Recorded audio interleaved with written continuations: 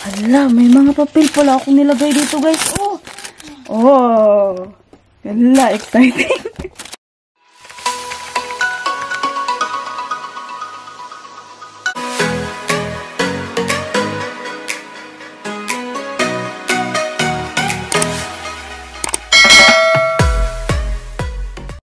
Hi guys! Good morning! Welcome back to our channel! Yay! So, ngayon ay Easter Monday. So, wala tayong work. And then, naglilinis na namin yung... Excuse anak. Ewan sa anak. Naglilinis na namin yung dito sa kabilang kwarto. And then, nakita ko to siya guys. Show them not the other one. So, ito yung ating ipon. Ayan ang ating, tawag dito. How do you call this one, Nak? Treasure. Treasure. Ayan. So, ito yung ating alkansya, guys. So, I've had this one for a couple of years now, I think. Nandito yung sister ko. Start ko to. 2019. Pero yung mga laman nito, guys, mostly mga coins lang talaga. Kasi dito kasi sa Australia, diba? Most of the times, yung ginagamit namin card.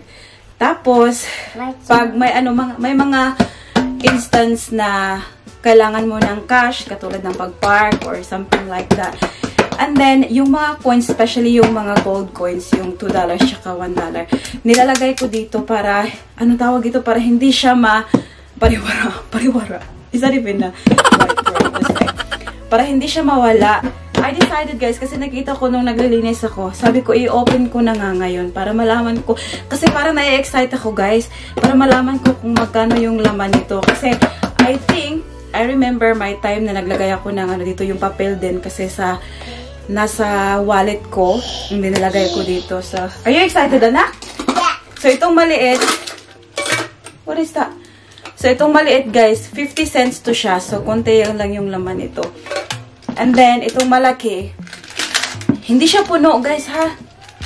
Ayan. So, disclaimer lang tayo, guys. Hindi naman sa pagbabrag, I just, wanna share para maka-inspire din, guys. Kasi, alam nyo, nakita nyo naman na I've been buying stuff for myself, for the family and all. And once before, may nagsabi na super, tawag dito, materialistic ako, ganito, ganyan. Kaya nga sabi ko nga guys, it's okay naman na maggastos. Basta at the same time, nagtatabi ka rin. O, diba? So, ngayon, na-excite ako, diba? Kasi meron akong naitabi. And open na natin siya para mailagay natin sa bangko. O, diba? Kasi bigat-bigat na kasi guys, oh. Anak, you wanna help mama na?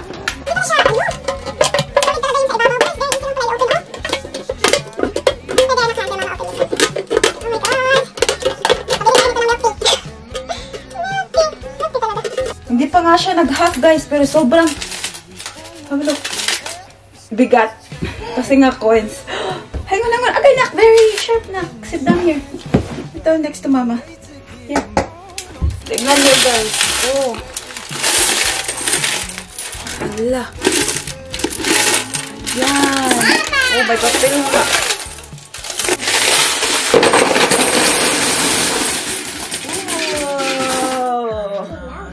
It's too loud. Sit down here. So, ayan yung laman ng isang... Hala, may mga papel pala akong nilagay dito, guys. Oh! Oh! Hala, exciting. Meron pala akong $50 nilagay dito, guys. Ayan. Yeah. Go. Have a look. Have a look. Mommy's money. Ayan, ito kasi guys, 50 cents. I-open natin to last. Huh? It's too loud than that. It's too loud? Yes. Oh! How much money's got? Pag nilagay ito sa bangko, guys. So, tutubo. Ito ng Hala, guys. See? Ito talaga yung advantage kapag nagsisave ka. Guys, what's anak? Hala, piso lagi ito. May 1 peso na nakalagay. Ayan, oh. Ay, laka na. Kapalit na taranig ka, anak. Dinamos. Okay, let's count. Do you know how to count? 1, 2, 3, 4, 5.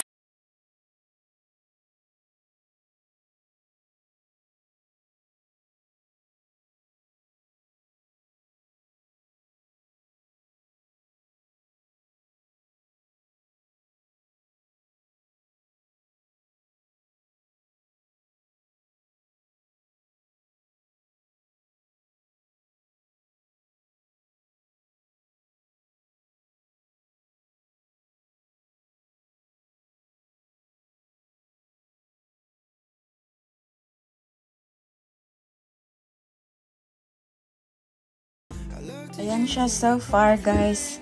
So, meron tayong, ito siya, isang bundok na toys, $10. Ayan. So, papunta doon, 10. So, it means 100 na siya, guys. $100 isang linya. You got 1, 2, 3, 4, 5, 6. Ayan. So, it means, meron na tayong $600 dito. Ayan. Tapos, meron pa tayong So, I think, with the coins lang, guys, ha? I think baka makakarating pa tayo nito ng maybe 800. O, diba? So, let's keep going. Guys, update tayo. Tingnan nyo. So, diba sabi ko kanina, I think aabot tayo ng $800. And I underestimated kasi tingnan nyo. Oh, count ulit tayo. 1, 2, 3, 4, 5, 6. Sorry, may crumbs na ng Skyflakes dito, guys. Oh, yes, that's right. Bisho. Tingnan ating baby girl ay And then there's another 1, 2, 3, 4. So there's another 400 here, guys. So we already have total coins natin, guys, 1,000 Australian dollars. Meron pa tayong naiwan, pero mostly dito, yung mga na lang. Eh, meron pa siyang mga $2 na naiwan. Pero ang na lang, mostly $1 na lang, tsaka yung mga coins. Ayan. So, ko sa inyo mamaya, guys, yung final total ng ating savings. Nakakasaya ng puso, guys. A few moments later. So, finally, natapos din tayo, guys. Ayan, lahat yung silver coins andyan. So, again, 1, 2, 3, 4, 5, 6, 600, 7, 8, 9, 10. So, that's 1,000. And then we have 50 here, 50 there, 50, 100, 150. And then $10 here, guys. So, 160, 170, 180, 185, 186. Ayan. And then, tingnan nyo, guys. Ito, may mga Filipino coins. I don't know kung natatanggap pa ba ito sa Pilipinas, guys. Ayan. But kasi nga, lahat nga ng coins nilalagay ko doon sa alkansyang yun. Kaya, nakapasok. So, ayan.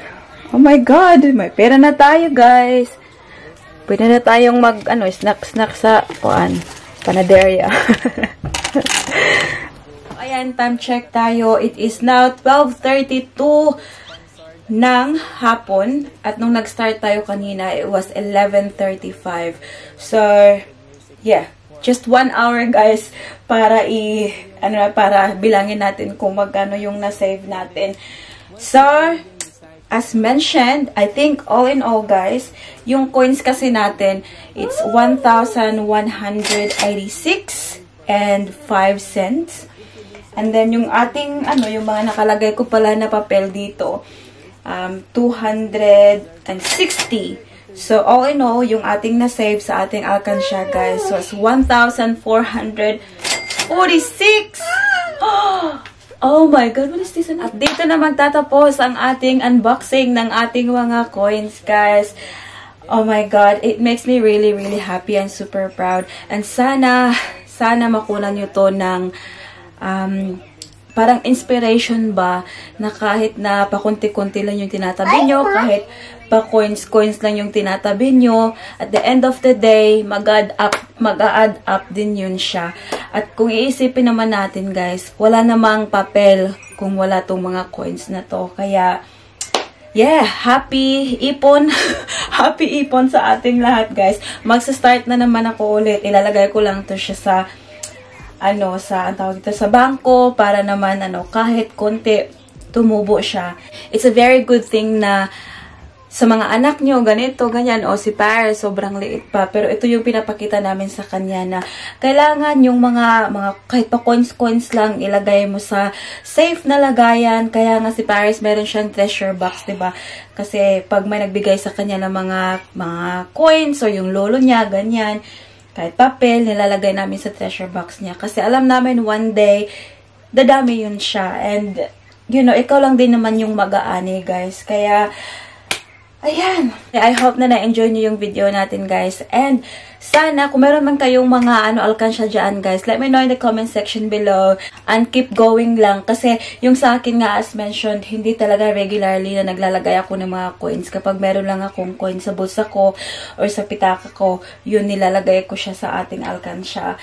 And hindi ko napansin na ano yung sabi ko nila, 1,446 ata na Australian dollars. At pag i-convert natin siya sa peso, guys, isang tumataginting na 53,500 pesos. So, saan ka pa, diba? Anyways, guys, that's about it for today's video. I hope that you enjoyed and find it very inspirational. And please don't forget to give this video a thumbs up if you like it. And also, make sure to hit the subscribe button to be a part of this family. And we hope to see you all guys in the next one. Don't forget to be good. And if you can't, Paris. Don't forget to be good. And if you can't, Bye. bye. Mwah.